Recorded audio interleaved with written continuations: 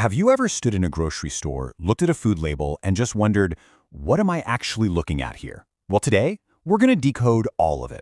We're going way beyond the ingredient list to understand the giant global systems that decide what ends up on our plates. Okay, let's get into it. So, we're going to start with a product you've probably seen 1,000 times, but believe it or not, it tells a really surprising story about the food we all eat.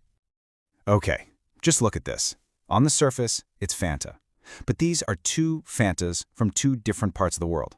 The German version, it's made with sugar, real orange juice concentrate, and get this, natural color from carrots. Now look at the US version. It's got high fructose corn syrup, artificial flavors, artificial colors like yellow 6, and preservatives. It's the same name, same company, same orange soda, but man, those are two wildly different products. And that, right there, is the huge question we're trying to answer today. How is this even possible? The answer isn't simple, you know?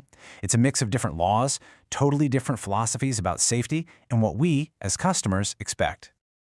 To really get to the bottom of this, we first have to understand the rule books. And it turns out, not everybody's playing by the same rules, not even close. So much of this boils down to one major difference in thinking. In the US, the philosophy is basically innocent until proven harmful. A company can decide for itself that an ingredient is generally recognized as safe for grass and start using it. The burden is then on the regulators to prove that it's dangerous after it's already in stores. But the European Union, they flip that completely on its head. Their philosophy is guilty until proven safe. That means the manufacturer has to prove, without a doubt, that an ingredient is safe before it ever gets near a shelf. And that whole idea is perfectly captured by something called the precautionary principle. It's really simple when you think about it. If there's any scientific uncertainty about whether an ingredient is safe, it's banned. Period.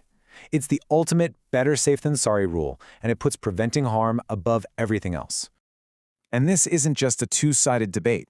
If you look at places like Taiwan, you see a third way emerging. A lot of the progress they've made toward more transparent rules has been pushed by consumers demanding it. It's awesome proof that when people speak up, things can actually change. All right, so you might get the laws now, but there's another sneakier layer we've got to peel back, and that's the world of marketing and the stuff that happens to our food long before it gets a label. You've definitely seen the health halo effect in action. It's why so many supposedly healthy foods come in green packages. Marketers are experts at this. They use colors, pictures of beautiful farms or smiling babies, and buzzwords like all natural to give you this warm, fuzzy feeling of trust. It's how a big gluten-free stamp on the front of the box makes you totally miss the crazy long list of chemicals on the back. But that gets you thinking, what if we're all focused on the wrong thing? I mean, reading labels is important, but what if the real problem isn't the individual ingredients, but the way our food is made in the first place?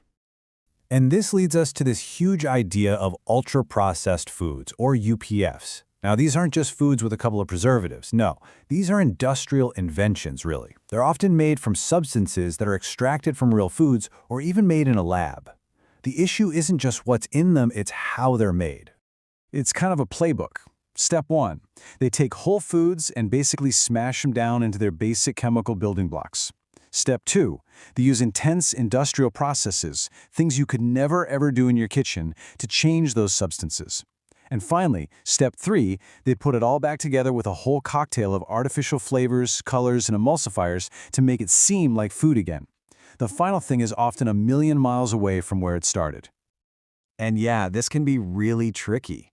I mean, take some of the plant-based meats out there. They might seem like a great healthy choice, right?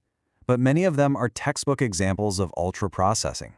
They go through a ton of manufacturing just to mimic the taste and feel of real meat, and they often need a long list of industrial ingredients to pull it off. So, this brings us to the biggest question of all. What is the true cost of the food we eat? Because I can tell you, it's a lot more than what you see on the price tag. Our food system is really a tale of two different worlds. You have industrial agriculture, which is all about getting prices as low as possible and volume as high as possible. But that efficiency has a lot of hidden costs. Then you have local agriculture. It might seem pricier at the checkout, but that price is often a more honest reflection of what it really costs to grow food sustainably. So, what are these hidden costs of cheap food? Well, they're huge. They're environmental, like wrecked soil and polluted water from all the chemicals. They're social, affecting the livelihoods of farmers around the world. And, of course, they're the long-term health costs that come from eating a diet full of these industrial foods. We all end up paying these costs, even if they're not on the receipt. And you got to keep an eye out for something called greenwashing. This is a classic marketing move where a company makes a big deal about one tiny thing they do that's eco-friendly, like a recyclable box, to distract you from all the other not-so-great things they're doing in their business. Okay, so after all that, how do we actually make better choices? The answer isn't about memorizing a huge list of chemicals to avoid, it's about a fundamental shift in how we look at food. Here are 2 really simple but powerful rules of thumb. Be a little skeptical of foods that have either been blasted with ultra-high temperature processing, like a lot of refined oils, or have been seriously changed with a bunch of synthetic chemicals. These 2 things are a super common thread in so many ultra-processed products. At the end of the day, the goal isn't to become a food scientist who can pronounce every ingredient. The most powerful thing you can do is actually much simpler. Just shift your focus to eating whole, unprocessed, or minimally processed foods whenever you can. That one simple idea just cuts through all the noise. And that brings us to one final thought to take with you. The next time you look at the price of your food, ask yourself, is this the only price we're paying for it? Thanks for digging into this with me.